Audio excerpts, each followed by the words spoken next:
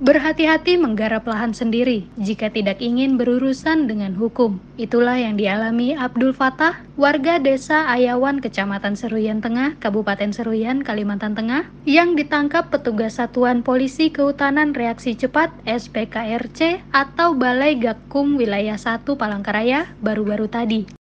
Di atas lahan seluas 12 hektar yang dibelinya dari warga setempat, Abdul Fatah menggarap lahan miliknya dan menanam bibit sawit serta jagung. Namun apalacur, oleh petugas Balai Gakum Wilayah 1 Palangkaraya, dirinya dinyatakan melakukan kegiatan perkebunan tanpa izin menteri di kawasan hutan sesuai pasal 17 ayat 2 Undang-Undang RI nomor 13 tahun 2013 tentang pencegahan dan perusakan hutan. Padahal, lahan yang digarap Abdul Fatah sudah memiliki surat keterangan tanah dan membayar pajak. Selain itu, lahan miliknya masuk dalam program pemerintah pusat, yakni Program Tanah Objek Reforma Agraria atau Program TORA 2020.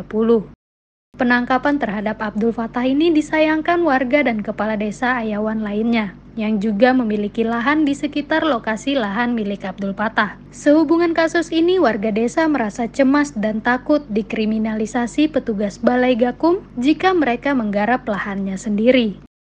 Mengambil Pak Fatah sama alat berat. Sedangkan itu mereka tanpa ada pemberitahuan sama saya. Seharusnya mereka itu kan harus memberitahu ke saya dulu. Tidak boleh mereka sistem merampas lah intinya merampas lah itu. Intinya menculik, seperti dianggap Pak Fatah ini seperti teroris lah intinya. Harapannya ya mudah-mudahan ini kan cepat clear aja. Masyarakat yang di sana pun nunggu-nunggu semua ini. Keputusan apakah benar punya Pak Fatah, kan benar punya kami lah. Intinya kalau benar punya pelapor kan ya gimana nasib kami di sini. Sedangkan di sini kan semua punya masyarakat semua ini, Pak.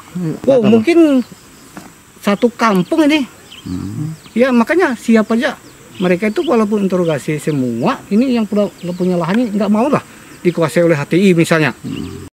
Sehubungan ditetapkannya kliennya sebagai tersangka dan dilakukan penahanan, kuasa hukum Abdul Fatah, Renda Ardiansyah, menyatakan apa yang dilakukan petugas Balai Gakum 1 Palangkaraya cacat hukum. Sebaliknya, ia mencurigai penangkapan terhadap kliennya karena ada pesan sponsor dari perusahaan perkebunan sawit yang ingin menguasai lahan kliennya.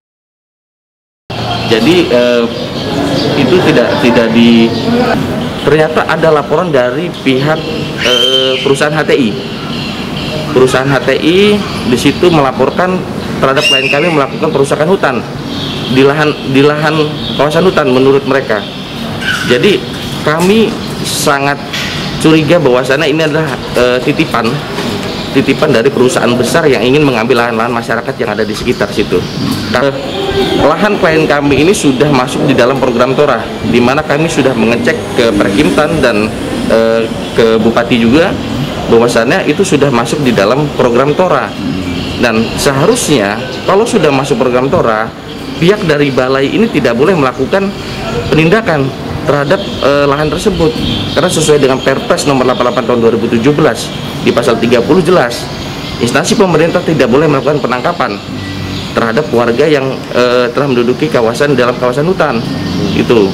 Sedangkan kami memiliki bukti yang kuat di mana adanya SKT. Klien kami membayar pajak terhadap lahan tersebut. Saat dikonfirmasi, Kepala Balai Gakum Wilayah 1 Palangkaraya, Irman Syah, melalui pesan singkatnya di WhatsApp, membenarkan kasus ini, namun membantah tindakan yang mereka lakukan terhadap Abdul Fatah karena ada pesan sponsor. Menurutnya, langkah yang mereka lakukan sesuai dengan prosedur hukum karena pihaknya memiliki kewenangan selaku aparat atau penyidik pegawai negeri sipil di Kementerian LHK. Dari Palangkaraya, Kalimantan Tengah, Beben, Banua Pos TV melaporkan.